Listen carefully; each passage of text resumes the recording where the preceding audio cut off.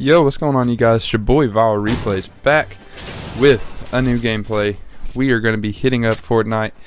Going to be using all kinds of weapons. This is a really slow developing gameplay.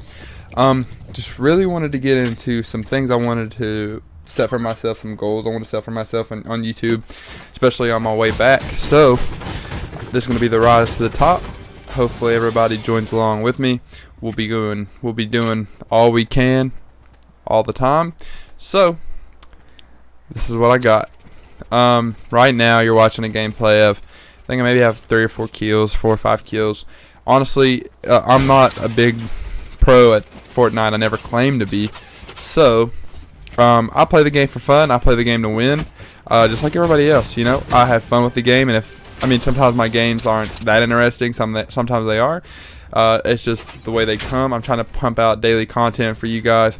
So I'm recording, making commentaries. I think that's going to be the thing now from now on out, especially with Fortnite. So let me see.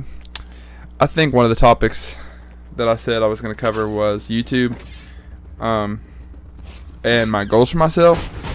The goals for myself that I have are subscriber based and views based. I want to average at least 100 to 200 views on videos, and that's going to be coming up in the next couple months.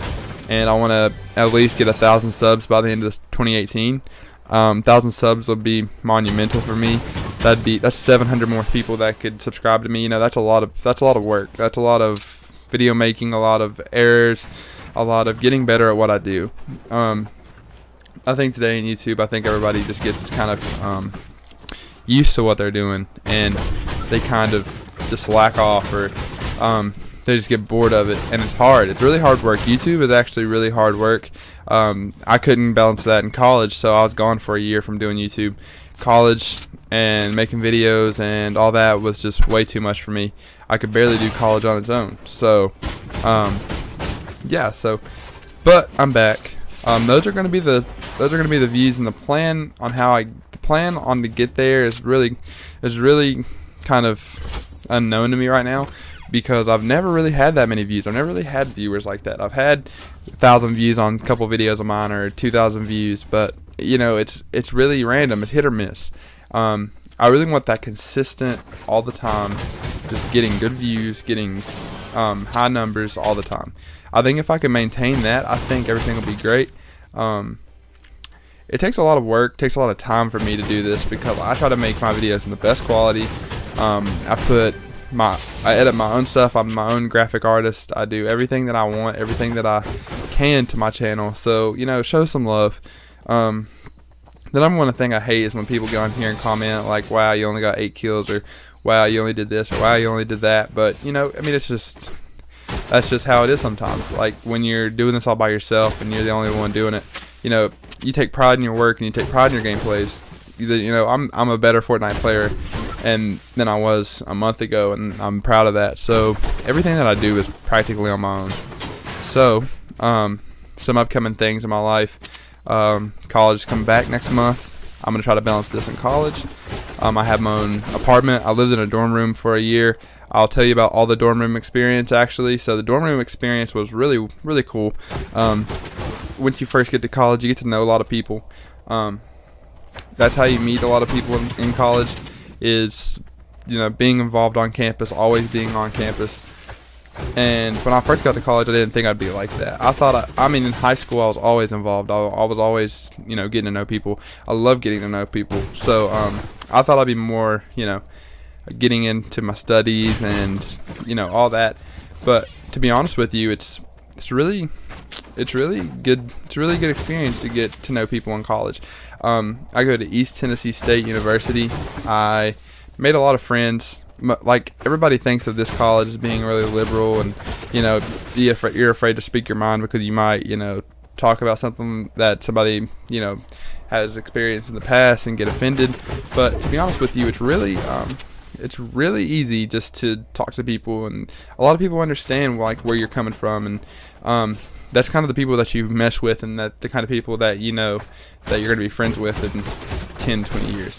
But adjusting to college is something that I never thought I would ever have trouble with.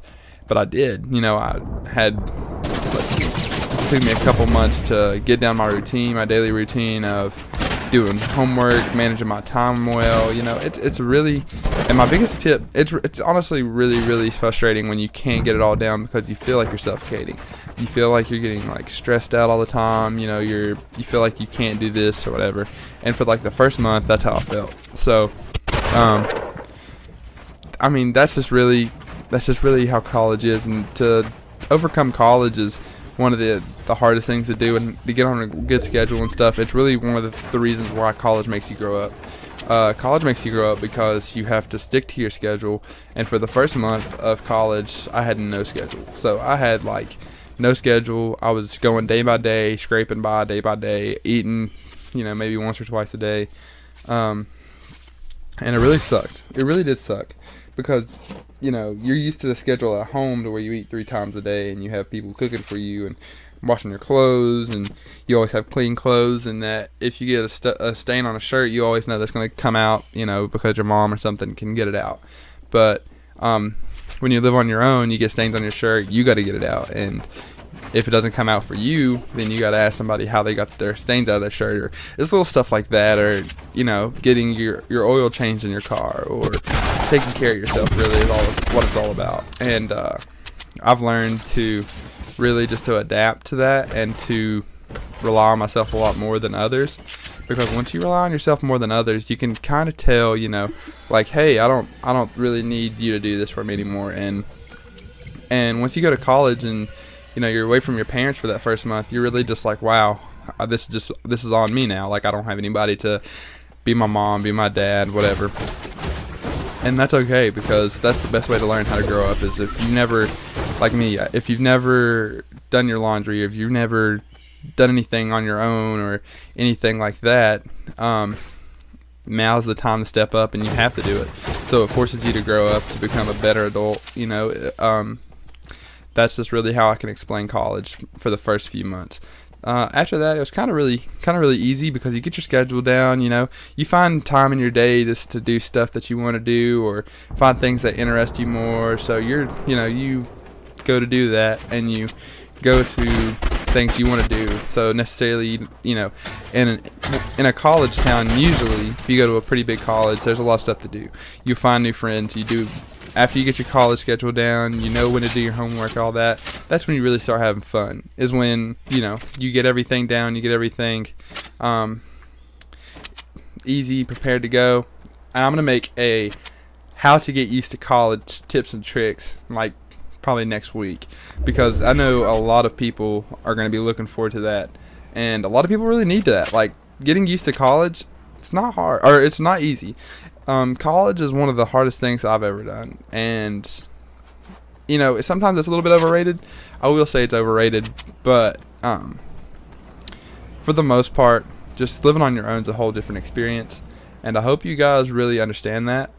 So when we talk about being on your own, or we talk about doing stuff like that, hopefully you guys can get some insight from what I'm saying right now and from the next videos to come.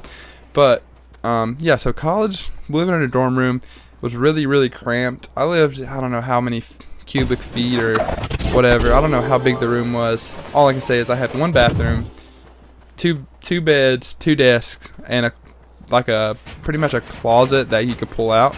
So that's pretty much it. Like, that's all I had. And I had whatever I brought to college with me. And I could only fit my Xbox, one TV, my computer, a monitor, and I threw some stuff under my bed, and that's pretty much it. So I was living like that for literally a year, and I couldn't really stand it anymore.